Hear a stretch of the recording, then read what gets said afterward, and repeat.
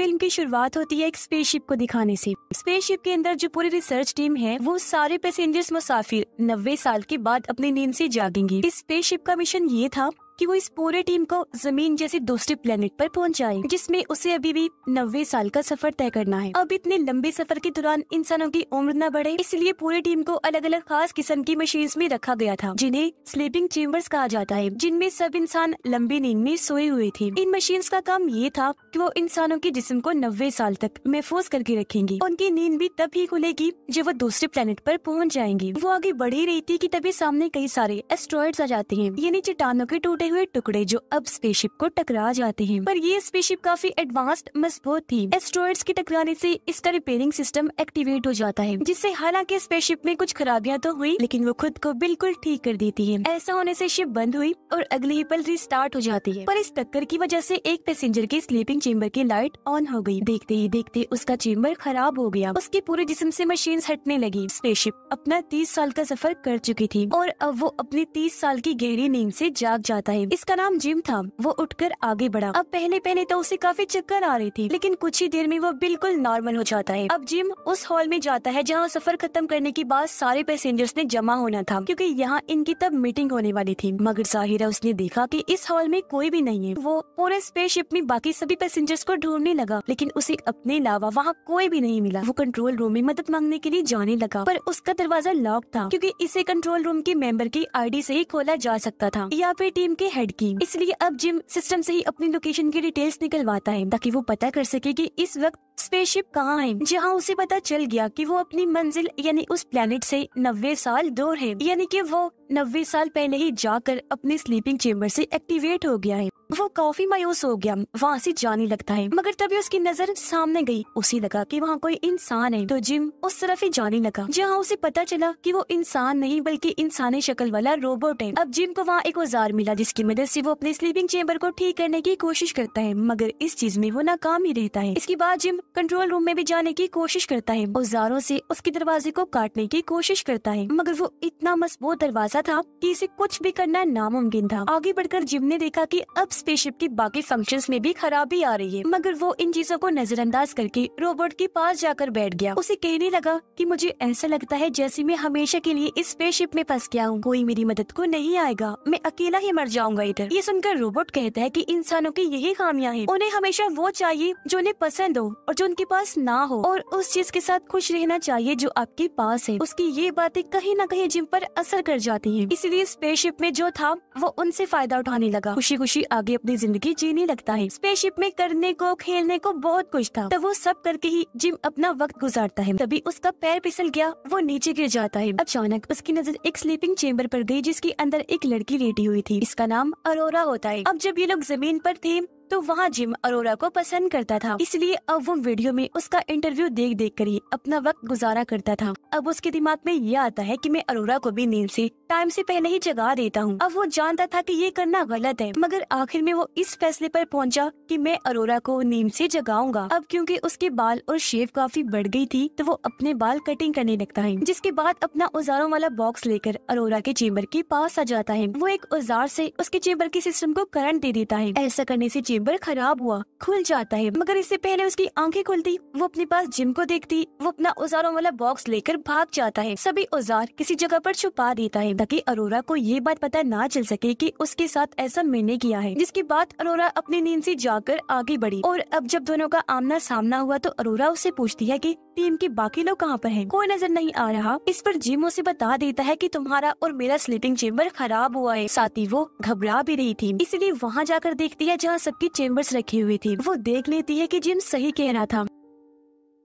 ये देखकर अरोरा कंट्रोल से बाहर हो जाती है। तब जिम उसे संभालता है, कहने लगा कि अभी तुम आराम कर लो, इस बारे में हम कल कुछ कर लेंगे। अगले दिन दिखाया गया कि अरोरा मशीन से अपना खाना लेती है, जहाँ मशीन ने उसे ढेर सारा अलग अलग तरह का खाना दिया था। क्योंकि वो गोल्ड क्लास की पैसेंजर थी, हमेशा अलग अलग चीजें खाया करती थी। अब जब उसे पता चला कि जिम इतने सालों से एक तरह का ही खाना खा रहा है, तो वो अपनी आईडी से जिम को भी गोल्ड क्लास का खाना निकाल कर देती है। अब अरोरा भी कंट्रोल रूम का दरवाजा तोड़ने की कोशिश करती है, मगर वो भी ऐसा नहीं कर पाती, जो देखकर अब अरोरा को भी यही लगने लगता है कि हम यहाँ पर फंस गए हैं। तो अब वो अपनी किताब लिखकर उसे पूरा करने का फैसला करती है, जिसके बाद अरोरा उससे पूछती है कि यहाँ पर करने का कुछ है। इस पर जिम कहता है कि हाँ, डांस कर सकते हैं, खेल सकते हैं और भी कई सारी चीजें हैं। ये लोग डांस को चुनते हैं जहाँ AI सिस्टम इन्हें डांस करना सिखाती है, जिससे ये लोग एंजॉय करने लगते हैं। खूब इन्होंने डांस किया, दोनों ही काफी खुश थे। ये लोग स्पेस की सैर भी करते हैं, इन्हें बहुत मजा आया करता था। और अब धीरे धीरे इनकी दोस्ती हो जाती है। दिखाया गया कि स्पेसशिप अब एक काफी बड़े तारे के पास से गुजरती है, जो बहुत चमकदार था, इसलिए काफी खूबसूरत लग रहा था। उसके अंदर से चिंगारियों जैसी आग निकलती है। अब अगले दिन अरोरा, जिम और रोबोट तीनों मिलकर अरोरा की बर्थडे मनाते हैं। यहाँ जिम उसे अंगूठी गिफ्ट करना चाहता था ताकि वो बता सके कि मैं तुम्हें पसंद करता हूँ, मगर बातों ही बातों में रोबोट के मुंह से ये निकल जाता है कि अरोरा, तुम्हें स्लीपिंग चेम्बर से जिम ने निकाला है, ना कि तुम्हारे चेम्बर में खराबी हुई थी। ये जानकर अरोरा काफी दुखी हो गई। वो बहुत ज्यादा रोने लगती है, क्योंकि जिस पर उसने सबसे ज्यादा भरोसा किया उसने उसे धोखा दिया था। वो जिम से इतना नाराज हो गई कि बात करना ही छोड़ देती है। उसे इतना गुस्सा आ रहा था कि एक रात जब वो सो रहा था तो अरोरा उसके पास आकर मुक्कों से उसे बहुत मारती है, फिर जान से मारने वाली थी, लेकिन किसी तरह खुद पर काबू पा लेती है। जिसके अगले दिन जिम ये कबूल कर लेता है कि हाँ, मुझसे ये गलती हुई, मैंने ही तुम्हें स्लीपिंग चेम्बर से जगाया था, मुझे माफ कर देना, क्योंकि इसके अलावा मेरे पास और कोई चारा नहीं था। एक साल अकेली रहने की वजह से मैं जैसे पागल हो गया था। लेकिन अब भी अरोरा उसकी एक नहीं सुनती, उस पर ही काफी चिल्लाने लगती है। अगले दिन जब वो लिफ्ट में था तो अचानक खराबी होने की वजह से लिफ्ट बंद हो जाती है। वो रुक गई तो अब जिम बाहर नहीं जा सकता था, तो अब हाथों की मदद से जैसे तैसे लिफ्ट को खोलकर वो बाहर आने लगता है। दूसरी तरफ जब अरोरा भी मशीन से खाना लेने जाती है तो मशीन में भी खराबी आ गई थी, क्योंकि वो बहुत सारा खाना अरोरा के ऊपर फेंक देती है। ये देख दोनों को कुछ समझ नहीं आ रही थी कि आखिर ये हो क्या रहा है। वो इस बारे में सोच रहे थे कि तभी इन्हें किसी इंसान की आवाज आई। ये जब चेक करने आगे बढ़े तो देखते हैं कि इनकी टीम का हेड भी अपनी स्लीपिंग चेम्बर से जाग गया है। हेड को भी खराबी का पता चल गया था, इसलिए वो अपनी आईडी से कंट्रोल रूम का दरवाजा खोलकर अंदर जाता है ताकि चेक कर सके कि और कौन कौन सी खराबियां हैं, मगर उसे कुछ भी पता नहीं चल पाता। तो ये लोग फैसला करते हैं कि स्पेसशिप में होने वाली खराबियों को हम खुद ही चेक करेंगे। तीनों जब आगे बढ़े तो इन पर एक रोबोट गिर जाता है, मगर वो जमीन पर गिरकर टूट गया था। ये देखकर हेड बताता है कि ये 15वां रोबोट है जो खराब होकर टूट गया है। अब हेड अरोरा की स्लीपिंग चेम्बर को जाकर चेक करता है। उसे पता चल गया था कि इसे जिम ने खराब करके खोला है। हेड उसे कुछ भी नहीं कहता, क्योंकि उसे भी इस बात का पता था कि एक साल इंसान वाकई अकेला रहकर पागल हो सकता है। अब अचानक ही हेड की तबीयत खराब होने लगी। वो जब अपने कमरे में आया तो देखता है कि मेरे मुंह से खून आ रहा है। अब एक रात स्पेसशिप की लाइट अपने आप ही चली जाती है, जिस वजह से इस जगह की ग्रेविटी पूरी तरह से बंद हो गई थी। ग्रेविटी यानी जो किसी चीज या इंसान को जमीन पर रोके रखती है, और अब ऐसा होने से ये लोग हवा में उड़ने लगते हैं। अरोरा जो पूल में थी, लाइट बंद होने की वजह से एक काफी बड़े पानी के बबल में आकर फंस गई थी। वो बाहर नहीं निकल सकती थी, तो अंदर रहकर उसका दम घुटने लगा। उसकी हालत खराब होने लगी थी, पर इससे पहले उसकी जान चली जाती। स्पेसशिप रीस्टार्ट हो जाती है क्योंकि बिजली वापस आ गई थी। ऐसा होते ही अरोरा भी पुल से बाहर आ गई और जिम जो उड़ रहा था वापस अपने बेड पर आ जाता है। जिसके बाद ये तीनों खराबियां AI सिस्टम में देखने लगते हैं। इन्हें पता चला कि शिप में तो बहुत सारे मसले हैं। अब ये लोग पावर सप्लाई वाले एरिया में आए थे जहाँ बिजली की पूरी स्टोरेज थी, पर यहाँ आकर हेड बेहोश हो जाता है। अब उसके जिस्म को जब पूरा स्कैन किया गया तो पता चला कि हेड को तो 612 बीमारियां हैं, जिस वजह से धीरे धीरे उसके टिश्यूज खत्म हो रहे हैं, यानी कुछ ही टाइम में वो मर जाएगा। अपने बारे में ये सब जानकर हेड बहुत ज्यादा दुखी हो गया। वो इन दोनों को अपने पास बिठाकर कहता है कि मेरी बात सुनो, मेरे बाद एक दूसरे का ख्याल रखना और प्यार से रहना। वो इन्हें अपनी आईडी भी दे देता है ताकि ये यहाँ पर रुककर कुछ भी कर सके, और बस इसी के साथ उस बेचारे की मौत हो जाती है।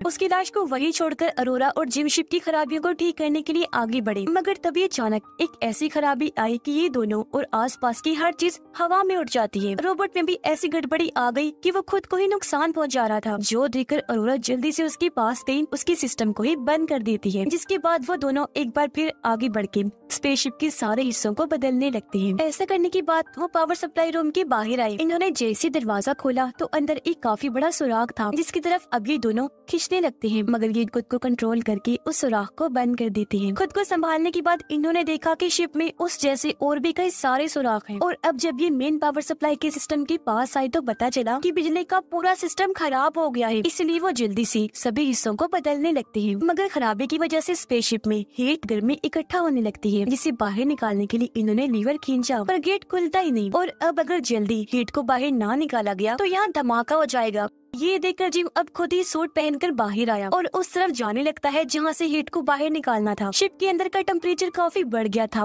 हर चीज तेज गर्म हो जाती है। उस जगह पर आकर जिम बाहर से लीवर खींचता है, जिससे वो दरवाजा खुल गया, मगर जैसे उसने लीवर छोड़ा दरवाजा फिर से बंद हो जाता है। ये देखकर जिम समझ गया कि अगर दरवाजे को खुला रखना है तो लीवर को पकड़े रखना होगा। लेकिन एक मसला था, जब हीट इस रास्ते से निकलेगी तो वो जिम को भी छूकर गुजरेगी, तो इस तरह उसकी जान भी जा सकती थी। लेकिन वो फिर भी रिस्क लेकर लीवर खींचता है, जिससे दरवाजा खुल गया। ऐसा करने के बाद अरोरा को कहता है कि जल्दी से लीवर खींचो ताकि हीट बाहर निकल सके, मगर वो ऐसा करने से मना कर देती है क्योंकि वो नहीं चाहती थी कि जिम को कुछ भी हो। पर क्योंकि स्पेसशिप का टेम्परेचर धीरे धीरे बढ़ता जा रहा था, इसलिए ना चाहते हुए भी अरोरा को लीवर खींचना ही पड़ता है। ऐसा होने से सारी हीट जिम को छूते हुए बाहर निकलने लगती है। पर तभी जिम का पैर फिसल गया। वो नीचे की तरफ इतनी जोर से जाने लगा कि उसके जिस्म से जो सेफ्टी तार लगी थी वो टूट जाती है। अब शिप तो ठीक हो गई थी, लेकिन जिम अभी भी स्पेस में ही था। उसके सूट में छेद हो गया था और अब वो स्पेसशिप से दूर हो रहा था। अब उसे बचाने के लिए अरोरा भी सूट पहनकर बाहर आती है। हालांकि जिम उसे दिख तो गया, लेकिन वो इससे काफी दूर था, मगर फिर भी अरोरा उस तक पहुंचने की कोशिश करती है। दोनों ने एक दूसरे का हाथ भी पकड़ लिया था, लेकिन हाथ फिसलने की वजह से एक बार फिर अलग अलग हो गई। ये देखकर अरोरा रोने लगी क्योंकि उसे लग रहा था जैसे जिम जा चुका है। लेकिन तभी वो उस तार को देख लेती है जो जिम के साथ जुड़ी हुई थी। वो जल्दी से इस तार को पकड़ के उसे अपनी तरफ कर लेती है, जिसके बाद उसे स्पेसशिप में ले आई। अब जिम का सूट जल गया था। काफी देर तक स्पेस में रहने की वजह से उसकी हालत भी काफी खराब हो जाती है, जो देखकर अरोरा काफी डर गई। वो उसका सूट उतारकर उसे मेडिकल मशीन में डाल देती है। वो मशीन को हुक्म देती है कि अपने सारे फंक्शंस एक साथ ही जिम पर कर डालो। ऐसा होते ही मशीन एक साथ जिम का इलाज करने लगती है,